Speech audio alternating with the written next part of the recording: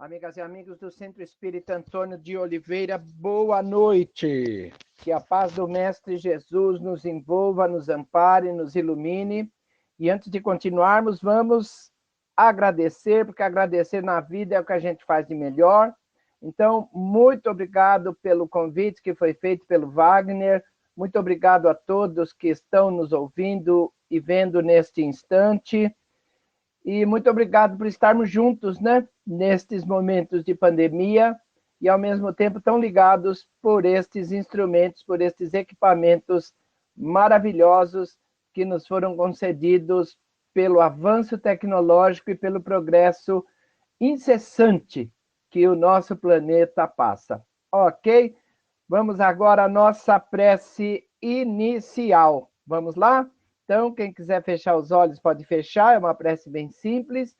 Nós vamos nos ligando aos nossos mentores espirituais, vamos pedindo a esses irmãos que nos ofereçam as condições necessárias para que façamos um bom trabalho.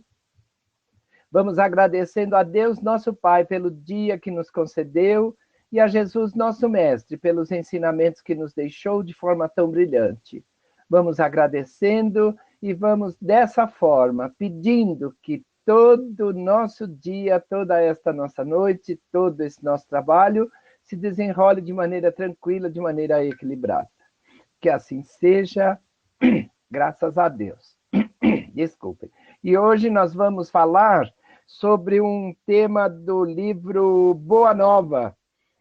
O livro Boa Nova, ele fala exatamente das lições que Jesus nos trouxe quando esteve aqui conosco. Então, o Humberto de Campos, que depois veio a se chamar Irmão X, ele faz assim um panorama de todos os personagens que passaram junto com Jesus, que estiveram junto com Jesus, mostrando coisas importantes para quê? Para que todos nós pudéssemos hoje, no dia de hoje, exatamente no dia de hoje, compreendermos algumas coisas que talvez não tenham ficado muito claras. Jesus, é claro, ele não falou tudo que tinha que falar, como ele deixa bem claro para os apóstolos, né? Os apóstolos dele, apesar do conhecimento que tinham, estranhavam porque Jesus não falava as coisas que falava com os apóstolos para todos. E a lição de Nicodemos é realmente uma forma emblemática que nós temos de entender por quê. Por que Jesus não falava com todos do mesmo jeito como falava com os apóstolos? Isso fica muito claro quando Nicodemos chega até Jesus. E antes de chegar a Jesus, nós vamos ter que traçar um pequeno panorama do que era a vida na Jerusalém aos tempos de Jesus. Os fariseus todos, os que tinham o poder, eles tinham todos muito cuidado com Jesus, tinham muito medo. A palavra cuidado aqui é usada como medo realmente. Medo do quê? Do novo. Porque é o que nós normalmente temos. Nós temos sempre medo das coisas novas. Por quê? Porque nos achamos assaltados dentro do que nós possuímos, dentro do que nós pensamos que possuímos. E aí o que acontece? Nós nos rebelamos contra isso. Foi o que aconteceu naquela época. Os ricos, nossa, ficaram assim todos perplexos com aquelas lições que Jesus começava a oferecer para aquele povo. Eles falavam, nossa, isso vai mudar tudo, nós estamos perdidos. O povo viu em Jesus quem? O Messias. Viam em Jesus o Messias. O Messias foi esperado durante mais de 1000 anos. E vamos entender que Messias não significava exatamente um santo, mas uma pessoa que viria libertar o povo de Israel do jugo dos que o dominaram durante esses 1000 anos, né? Que foram vários povos que dominaram os hebreus nesse período. Então, eles esperavam que o Messias não era uma figura santa, uma figura assim divina, não era. Era uma pessoa que os libertaria. Tanto que na Guerra dos 6 Dias, um dos generais que estavam lá foi chamado também de Messias, por quê? Porque ele conseguiu fazer o Moshe Dayan, né? O Moshe Dayan foi considerado, até algumas pessoas consideraram um Messias, por quê? Porque ele havia impedido que mais uma vez Israel ficasse sob domínio de alguém ou sob perigo de alguém. Isso veio nos mostrar que o novo realmente nos deixa chateados. O novo realmente nos deixa assim, com a noção de que estamos em perigo. E esse perigo faz com que nós tomemos atitudes contrárias a ele. O Nicodemos, por incrível que pareça, o Nicodemos era uma pessoa boa. Era também um fariseu. Mas só que nem todos os fariseus são iguais, nem todos os sacerdotes são iguais. Seria muito preconceituoso se nós os colocássemos a todos na mesma categoria, não é? Eram assim pessoas como nós temos hoje, pessoas que têm um conhecimento grande e que, devido a esse conhecimento, muitas vezes eles pensam que são melhores do que os outros. Isso nós estamos cansados de ver em todos os meios, em todas as religiões, em todos os setores culturais, em todos os setores profissionais, em todos os setores religiosos. Então, o Nicodemos era um fariseu também, mas só que Nicodemos havia sido tocado pela palavra de Jesus, né? Porque tinha um coração bom, era inteligente, ou seja, uma pessoa inteligente é aquela que pensa que pode haver alguma coisa diferente do que a gente pensa e que nós podemos aproveitá-la na nossa vida para quê? Para melhorar. Pois bem, Nicodemos foi lá e procurou Jesus à noite. Por quê? Porque à noite ninguém o veria. Porque entendamos bem, não é? Nicodemos fazia parte daquilo tudo. Aquele pessoal, os sacerdotes, os fariseus, os doutores da lei, eles não viam Jesus com bons olhos, né? Como eu já falei. Então, Nicodemos, preservando a sua identidade, né? Vai à noite procurar Jesus. E Jesus, quando ele chega, fala assim, que se Nicodemos não nascesse de novo, não conheceria o reino de Deus. Rapaz, como assim nascer de novo? Como é que é isso? Nicodemos estranha mesmo. E ele pergunta a Jesus, ele fala assim, olha, ô Jesus, como é que um homem pode nascer de novo sendo um velho? Como entrar de novo no ventre da mãe? Ah, Nicodemos não entendeu absolutamente nada. Ele ficou assim, perdido, perdido. Apesar de ser mestre na sinagoga. E Jesus fala para ele, poxa, Nick, você é mestre na sinagoga, você ensina na sinagoga e não sabe dessas coisas daqui, dessas coisas físicas, dessas coisas terrenas. Como é que você vai querer que eu fale, então, das coisas do meu Pai?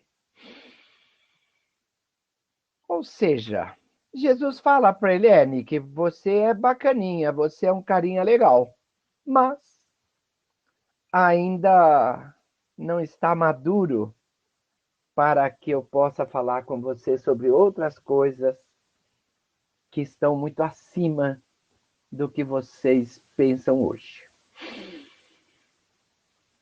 Nesse episódio, Jesus estava junto com dois apóstolos, André e Tiago. O Tiago é o mesmo da carta, né? Aquela que diz que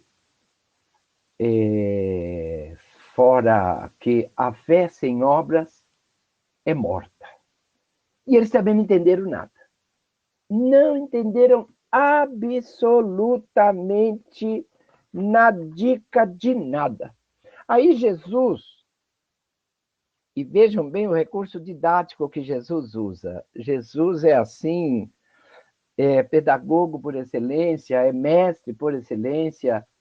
Tanto é assim que o título de mestre, que era um título realmente na Jerusalém de então, é o único que ele aceita.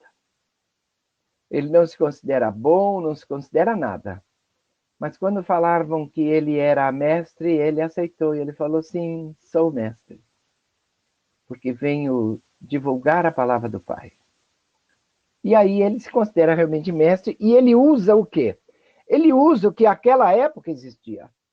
Ele usa a natureza.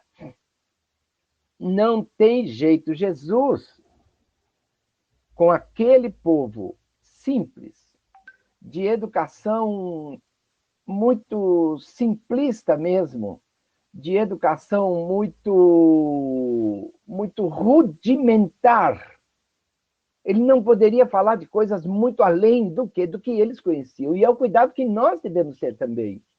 Quando formos explicar alguma coisa para alguém, que nós tenhamos o cuidado de mostrar às pessoas coisas que elas compreendam. Porque senão, não entenderão nada. E aí Jesus fala para eles assim, olha, você tem que ver as coisas como na natureza. Tudo se renova na natureza, não é assim? E ele fala para eles, ele fala assim, olha, temos as estações todas, quando chega o outono, as folhas começam a cair das árvores, não começam? As folhas caem, depois do inverno é aquele tempo, para quê? Para que as coisas se renovem, adquiram novas forças, para na primavera e no verão retornarem em todo o seu apogeu. E aí Jesus compara o nosso corpo a uma roupa. Jesus compara o nosso corpo a uma roupa. Por quê? Porque ele fala assim, olha, o corpo é uma roupa que nós usamos. É uma veste que nós usamos. É uma túnica que nós usamos. Enfim, qualquer palavra que definisse o corpo físico como sendo algo que nós usamos. E é aí que entra o grande problema que nós temos. Por quê? Porque nós ainda hoje não nos acostumamos com o fato de que o corpo físico é realmente uma roupa que nós usamos. Agora, quem somos nós? Nós somos espíritos. Esse é o grande lance. Ah, Manolo de Deus, esse é o grande lance que nós, no Espiritismo, temos que mostrar com tranquilidade, com equilíbrio, mas sempre. Por quê? Porque senão as lições de Jesus ficam também inócuas. Ficam sem fundamento. Por quê? Porque ele fala com todas as letras. Se não nascer de novo, não vai ver o reino de Deus. E a gente estranha, como assim, não nascer de novo? Ah, Nicodemos, dá um tempo, vai. Percebeu? Então, se nós não entendermos que somos espíritos e que temos um corpo físico, está bem claro aqui. Corpo físico é uma roupa. Roupa é coisa que nós temos. Não é o contrário. Normalmente a gente fala o contrário, né? A gente fala assim, o nosso espírito, cara, não é nosso espírito. O espírito somos nós. O que é nosso é o corpo físico. Se ligou? Ah, Manolo de Deus! E Jesus fala, nós somos o dono do nosso corpo. Nós, espíritos, somos o dono do corpo que nós recebemos para quê? Para reencarnarmos. Como? Pequititinho, no ventre da mãe, um corpo diferente do que nós tínhamos. Por quê? Porque assim como as estações, nós também passamos pela primavera, verão, outono, inverno. Voltamos para a pátria espiritual e retornamos de novo numa primavera e num verão grandiosos para a nossa vida. Por quê? Porque sem isso não dá tempo. Do quê? De realizarmos todas as experiências que precisamos para que nos transformemos em espíritos puros. Se ligou? Ou seja, se nós não nascermos de novo, não atingiremos o reino de Deus. Se nós não passarmos por encarnações e encarnações, nós não chegaremos a espírito puro. Por quê? porque é a única maneira que nós temos de adquirir conhecimento e exercitar o amor. Ah, Manolo de Deus, estou falando para você. Ai, ai, ai. Em uma encarnação, nós não conseguimos realmente realizar o nosso projeto reencarnatório. Nós temos diversas reencarnações pequenas, né? Porque mesmo que nós atinjamos um espaço muito grande de 120 anos, como é uma encarnação assim que eu gostaria, nós não conseguiremos, por exemplo, perdoar os nossos inimigos. Por quê? Porque talvez ainda não tenhamos o conhecimento. Mas, à medida que nós vamos reencarnando, à medida que nós vamos melhorando, à medida que nós vamos entendendo que Deus é único realmente, e que todos nós somos filhos desse Deus de amor, nós começaremos a pensar no próximo diferente do que pensávamos aos tempos de Moisés, ou mesmo aos tempos em que Jesus veio para cá, que imperava o quê? O olho por olho, dente por dente. Opa, se você me arrancar um olho, arranca o teu olho também. Se você me arrancar o dente, arranca o teu dente também. E aí, no século XX, vem Gandhi e nos diz que de olho por olho e dente por dente a humanidade ficará cega e banguela. Se ligou? Então Jesus quer nos dizer isso. Somos todos filhos de Deus. O conhecimento espiritual, reencarnação após reencarnação, é que nos fará perdoar os inimigos. Por quê? Porque com o tempo, com muito tempo, nós amaremos a todos. Vai depender do quê? Da nossa vontade, do entendimento que nós formos produzindo. Para quê? Para que nós consigamos realizar o nosso projeto não reencarnatório, dividido em fases, né? Mas o nosso projeto de vida. Vida que se estende da nossa criação até o infinito, culminando com o momento máximo onde chegaremos a espírito puro. Agora, cara, pergunto, como fazer isso? Do jeito que Jesus explicou a Nicodemos. Renascendo. Entrando de novo no ventre de nossa mãe. Não com este corpício, mas com o mesmo espírito que somos. Um espírito imortal. Para quê? Para que nós consigamos realizar as nossas tarefas.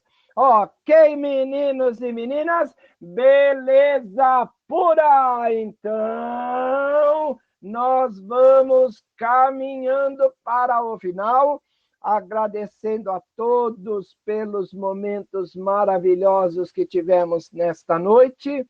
Vamos agradecendo e vamos fazendo vibrações pelo nosso planeta, vibrações pelo nosso país, pelos nossos dirigentes, vibrações por toda a população brasileira, vibrações por todas as casas de oração e por todos os lares. Que nossas vidas continuem sendo abençoadas por Deus, que nos oferece todas as oportunidades que necessitamos e que nós as aproveitemos para quê? Para que continuemos crescendo, brilhando essa luz que Jesus nos disse que temos. Então, a todos que estiveram conosco nesta noite, muito obrigado. Agradecidos a Deus que estamos, agradecidos a Jesus pelos seus ensinamentos, nós vamos nos despedindo, dizendo boa noite a todos, uma ótima semana e que nos vejamos em outras oportunidades com muita saúde, com muita alegria, com muita felicidade. Até uma próxima, com a graça de Deus. Fui!